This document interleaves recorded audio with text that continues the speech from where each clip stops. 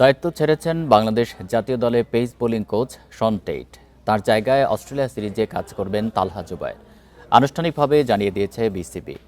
শন টেইটের Bengal cricket অ্যাসোসিয়েশনের bowling coach হওয়ার গুঞ্জন ছিল, তবে পরিবারকে সময় দিতে চান বলে দায়িত্ব ছাড়ছেন এমনটাই বিসিবিকে জানিয়েছেন টেইট।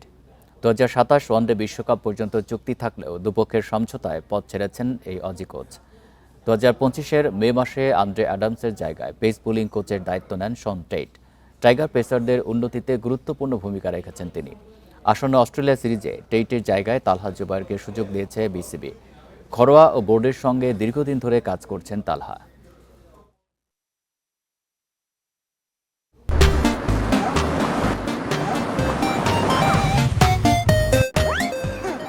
আসন্ন অস্ট্রেলিয়া সিরিজে টেইটের জায়গায় তালহা জুবায়েরকে সুযোগ দিয়েছে বিসিবি। ঘরোয়া ও বোর্ডের সঙ্গে দীর্ঘদিন ধরে কাজ করছেন তালহা।